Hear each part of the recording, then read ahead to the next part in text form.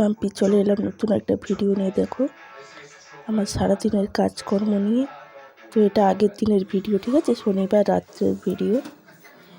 দেখো এদিকে ভাত হচ্ছে আর কি হচ্ছে বলো তো, আলু টমাটম ভাতে। কে কে আলু টমাটম ভাতে খেতে ভালোবাসো বলো? আর এরকম বাটি কাদের বাড়িতে আছে বলো? আমার এই বাটিটা আছে, লঙ্কা বড়ি ভাজছি। দেখো আলু ভাতের মাখানো হবে। তারপর দেখো খেয়ে দিয়ে চলে এলাম এই ব্যাগটা দেখাতে। এই ব্যাগটা আমার বাপি কলকাতা থেকে পাঠিয়েছে আমার বোনের জন্য।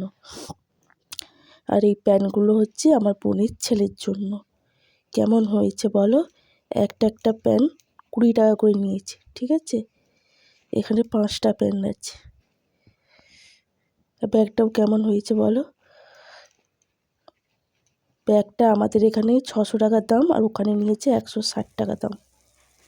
তারপর পরের দিনের ভিডিও দেখো। সকালবেলা আমার মেয়েকে টিফিনে দিয়েছি মুড়ি আর ডাল সিদ্ধ, ঠিক আছে। এটা হলো রবিবারের ভিডিও।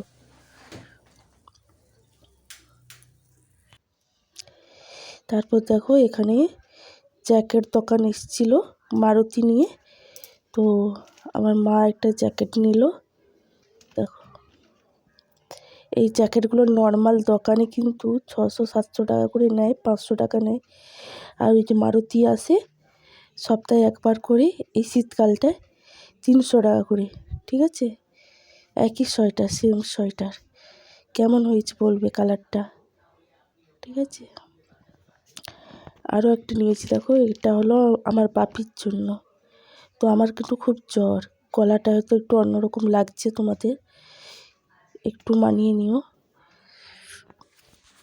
তো বাপির সোয়েটারটা আমি একটু পরে নিয়েছি। দেখো কেমন লাগছে বলো, সোয়েটারটা কেমন লাগছে, আর আমি পরেছি আমাকে কেমন লাগছে বলো।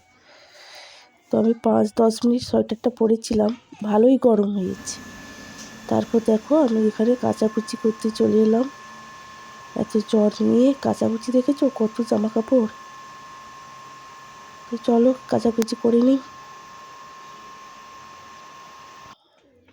তো দেখো এখানে কেচে নিয়ে চলে এলাম উপরে 2 বালতি। তো এবার মিলে দিই। দেখো চলো, গায়ে এত জ্বর বলে চাদরও খুলছি না। এদিকে দেখো কত রোদ।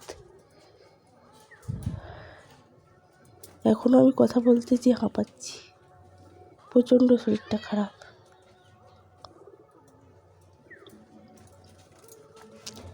ভিডিওটা তোমাদের ভালো লাগলে লাইক কমেন্ট শেয়ার করে দেবে।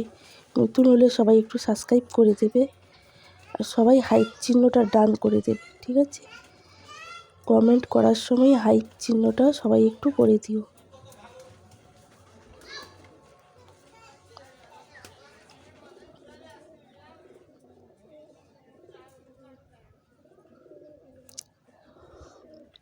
বালতিটা তোলারও ক্ষমতা নেই।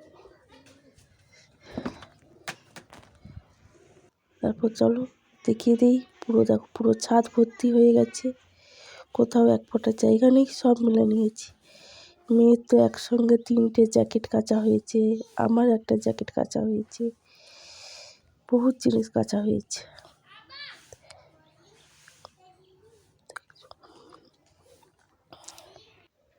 তারপর দেখো ঘড়িতে 11:30 বাজে। এখন রান্না করতে হবে ঝটাপট। তো চলো রান্না করে নিই। এদিকে দেখো পালং শাক, আলু, বেগুন, কচু, শিম একসঙ্গে আছে, এটা তরকারি হবে।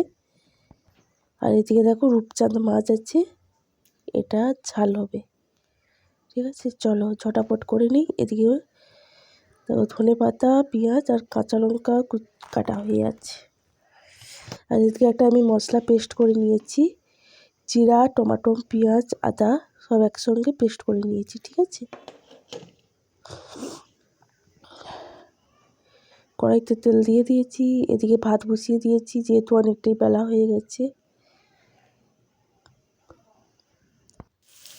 তারপর দেখো আমি ওই পালং শাকটা তুলবো কড়াই, তার জন্যে পেঁয়াজ, লঙ্কা, 5 ফোড়ন সব দিয়ে দিয়েছি। পালং শাকটাও তুলে দিয়েছি, নুন হলুদ দিয়ে দিয়েছি। এবার ওটা একটু কষিয়ে কষিয়ে করা হবে। এদিকে আমার ভাত ফুটে গেছে, দেখো পালং শাক রেডি হয়ে গেছে।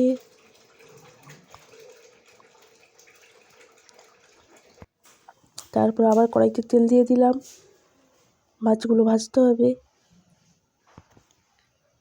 তো চলো দেখো মাছগুলো ভাজতে আমি দিয়ে দিয়েছি অলরেডি। মাছগুলো ভাজা হোক, আমি একটু বুঝি। দেখো দেখো মাছগুলো ভাজা হয়ে গেছে আমার সব। এদিকে মাছের ঝালটা আমি তুলে দিয়েছি। মশলা তো করাই ছিল, আর নুন হলুদ লঙ্কা। দেখো ঝালটা আমার ফুটে গেছে, ঝালটা নামিয়ে নিয়েছি। ভিডিওটা কেমন হয়েছে সবাই কমেন্টে বলে যাবে। টাটা সবাইকে।